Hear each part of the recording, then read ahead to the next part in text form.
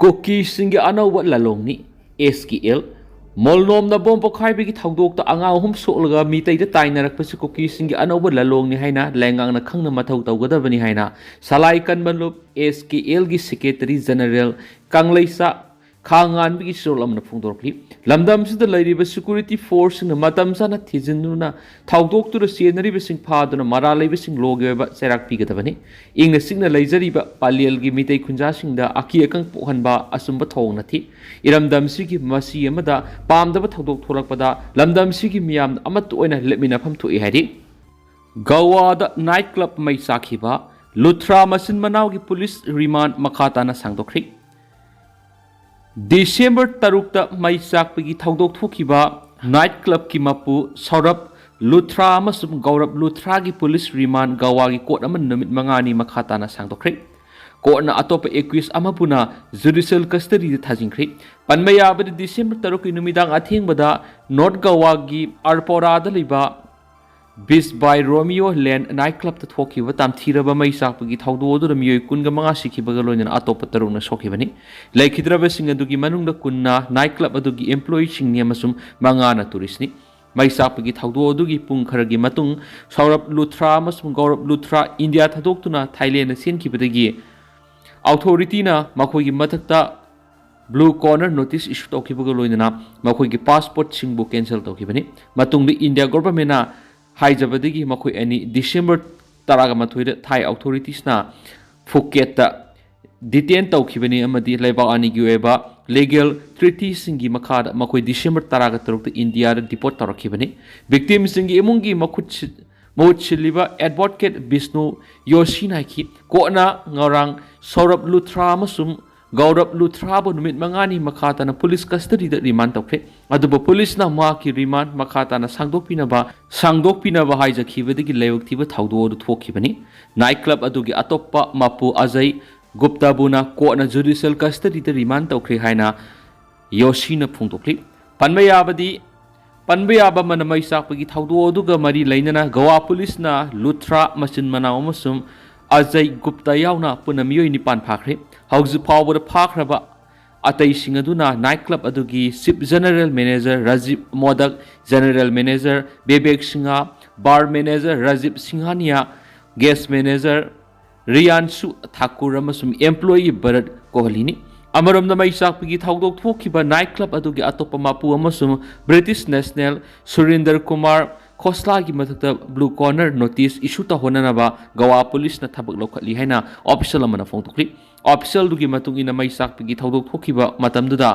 Khosla Goa da lekhi amasu matungda UK da senkhibani mangna ki maha Khosla UK ri purakna bagi damak maha ki mathakta blue corner notice issue ta honanaba makhoina central agency singi khuthang na thabak lokhatli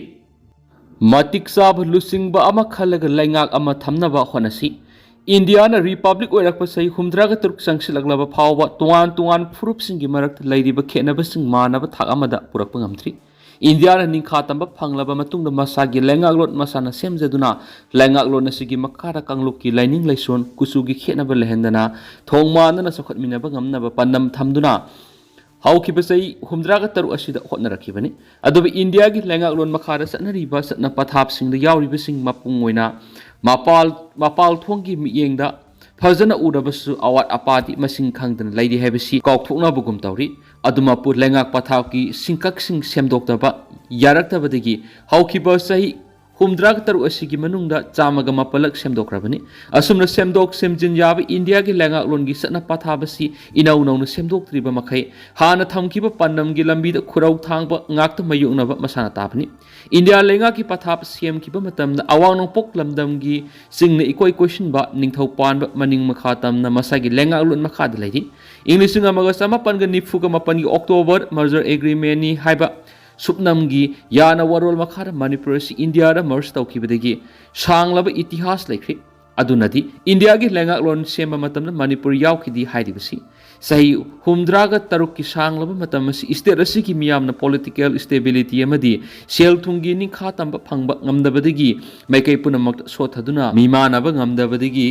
mirak mi santhi oina khangне bi punama sina soibi ai ngarang awang nongpok lamdam thoidokna state asida lakngam phangamdaba thaudok wathok kyagi waroisin purakna bigi lambi puthokpa ngamdri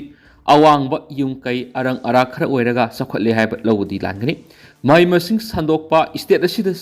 sanadaba masagi oiba policy masak thokna leithri british ki loilam oiringai digi makhoigi minai oiba yanabagi sandokpa education mawong adudagi punghong hongdokpa ngamdri mai ising lambi thong karamba phibamda leiribagi haibadu punamangna khangnari basini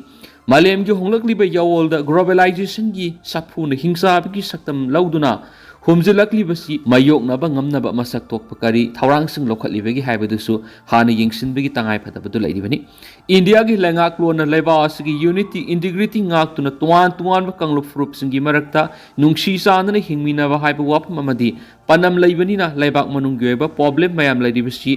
tokhanba ngamnaba political dialogue ki maru oiba hengalakli bani haibi Kanglup Frup Punama Konsin Mangamba Anobolenga Run Siemba Haibisina Watok Punamaki Waroisin Purakna Bigi Ahang Badu Mention Mating Oignit Hazi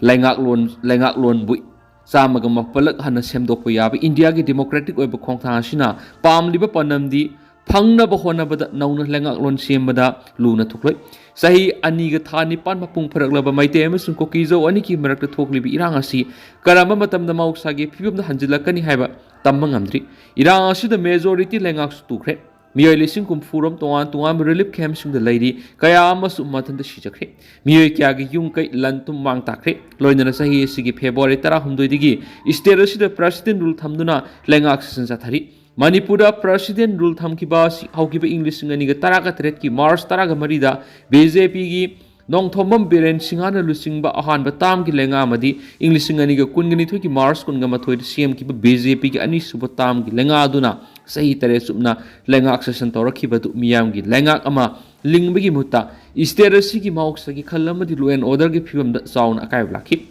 Hairiba Sida Natana Lengak Pariba Minister Amati MLA Singi Marakta Wakalon Manarakta Bamadi Pamunabagi Lalong Mapal Tukna Phone Satarakadagi Assembly that Lenga Adu Mighty Biabagi Pibam Lakpagi Minister Masamuna Pamtatoki Sahi Taret Lenga Accession Satarakiba BJP N Biren Reisgn Lenga Adu Anisubatam Ki Mapung Padringai Pam Tadokuna PR Thamlakiba Situan Maram Kadi Wherever Sumaru Eva Maramdi Mapung Pab Lenga Accession Ama State Asida Tambangam the Badagini Habisi Asumbuka Pamne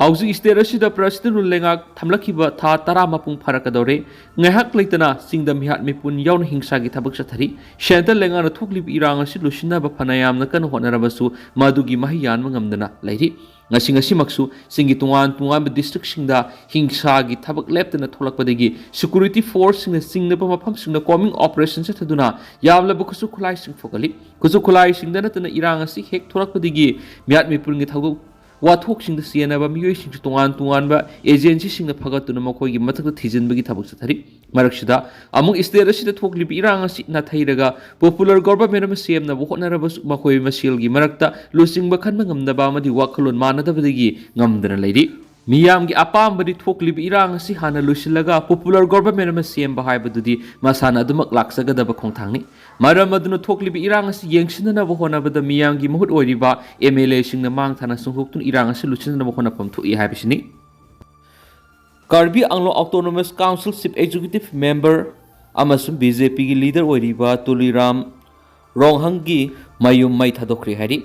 Amasum Haojik Karbi Anglong the indigenous Amasum non-indigenous ki irang thokpada DJP yauna IG yauna asu open kya Amasum asiana Amasum internet su shutdown tokiba laikhrabani loina Haojik phawgi oiba update ta miyo ani shikibaga loina police personnel yauna miyo nifu go nipon hena asu open nangkhri hari